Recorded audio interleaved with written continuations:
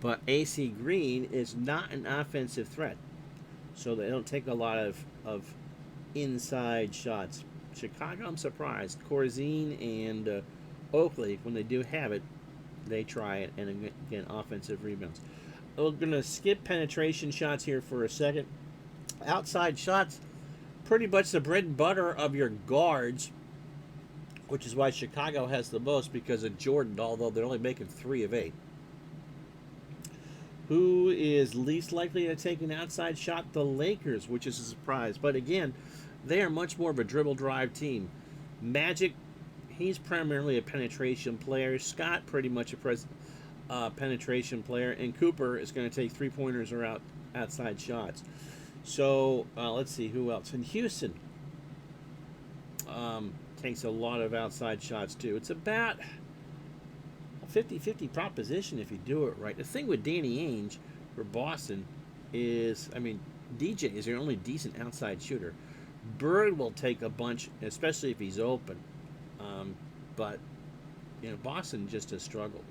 Let's see, what else do I want to take out of that? But you can see how they break it down. Detroit, between Vinny Johnson, Isaiah Thomas, and Joe Dumars, they're shooting pretty much 50% from outside. That is tremendous. Now, penetration shot, I'm really not quite sure how to do this right.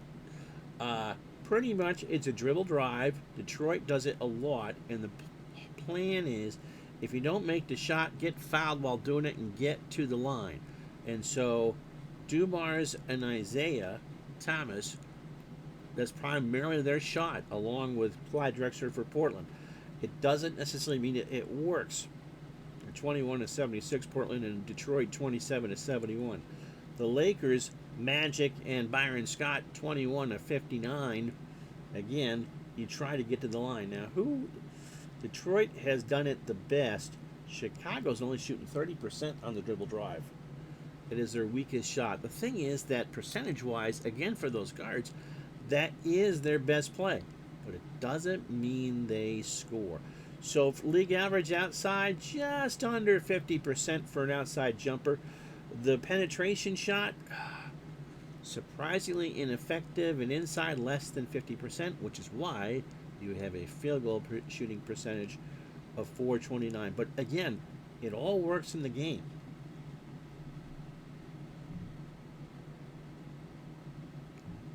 Team totals per game. So we'll show you what those numbers are. Again, the Celtics have been held to 89 shots, which is why they are doing such. Well, their numbers aren't very good. And Detroit, I'm surprised, they only get to the line 20 times per game, and they're making the most of it. Let's see. And again, Houston is 3-0 because they're averaging 63 rebounds a game. Every team can pass. So let's break it down. For Boston, for instance, in their 89 shots, 3 are from three-point land, 20 are outside jumpers, 11 dribble drives, and 40 in the paint. Milwaukee taking the most inside shots at 54 per game. The team that shoots outside the most is going to be Chicago, but you got Jordan to do that with, and the team that dribble drives the most is going to be Portland, and it really hasn't worked. Fast breaks, averaging 12 per. I guess the Lakers are doing 17 fast breaks per game. Not sure if that's right or not. Works for me.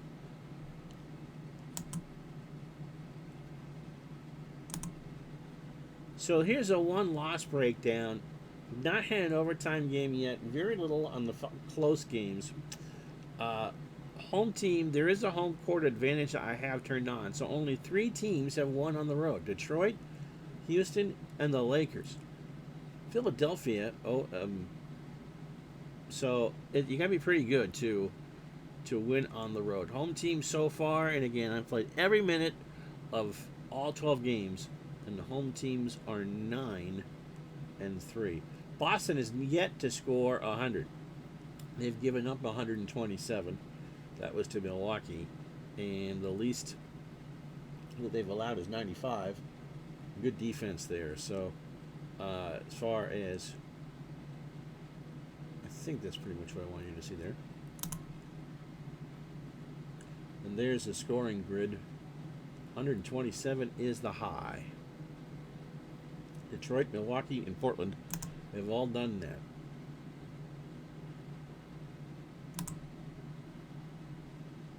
In fact, they just could have done that. Chicago held Philadelphia to 72. And Milwaukee, the opener, put 41 up on Boston in a quarter. 69.5.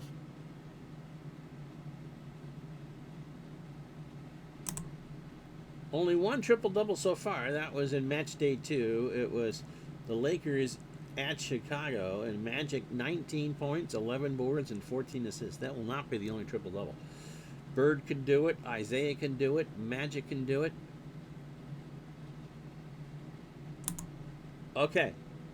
So, the 3 match days here. The first one, Chicago at the stadium against Philadelphia, 98-72.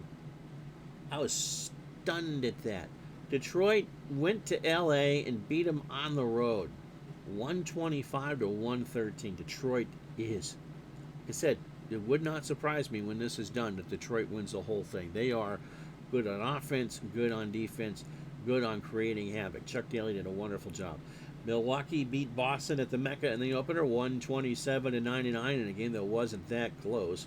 Moncrief with 25. And the last game of the opening day was Houston getting one of those 3 road wins, beating Portland 117-105. I wasn't sure about those 2 teams. Drexler with 35, Olajuwon, again, he has been the high rebounder in all 3 of Houston's games, 24, and John Lucas, unsung hero, with 13 assists. Match day 2, the Lakers go into Chicago. That's the last road win. That's right. That's the game that Jordan, it was 101-99, and Jordan had the chance to tie it. He went to the line with 8 seconds to go and missed both free throws. Lakers score on the other end. Yeah, that was a crazy one. Magic, that was his triple-double game. Boston at home against Detroit, the first of a back-to-back, 98-86. I'm playing a lot of 80s basketball in Strat. I wasn't sure how good defensively the game could be. Oh, yeah. McHale with 20, Parrish 15 boards, and Isaiah 10 assists. And so Boston chalked up their first win, and Detroit their first loss. Portland beats Philadelphia. Oh, they did a back-to-back, too. This one was in Portland, and I don't think this game was that close. I think Philly kind of made it close towards the end. Moses, 29 points, 18 rebounds, and Mochik with 8 assists. Oh, maybe it was closer than I thought, but Portland prevailed. Houston over Milwaukee by 1. And might have been the best game of the whole thing. I don't need the phone of my dreams, thank you, AT&T. A 1-point game again. Hakeem, 30 points. I wish he could hit a free throw. 19 boards, and Lucas with 13 assists. Houston, again, just... they aren't a fluke. They aren't a fluke. And so, in game day number 3, I started with Houston in L.A. from the Summit in Houston, and that game wasn't that close. Houston just pounded them 7 ways to Sunday. Even they made Magic Johnson try to beat him, and he just couldn't do it. He had 34 points. Again, Hakeem, 15 rebounds, and multiple people with 10 assists. Milwaukee just carved the Bulls at the Mecca. It wasn't that close. Like an avocado. Philadelphia came back to beat Portland for their first win at the Spectrum, and Detroit and Boston played a classic. Detroit dared Bird to beat them. They held McHale, I think, to 2-12 for shooting and all that. And so that's how we've gotten here so far. Anything else I want to show you?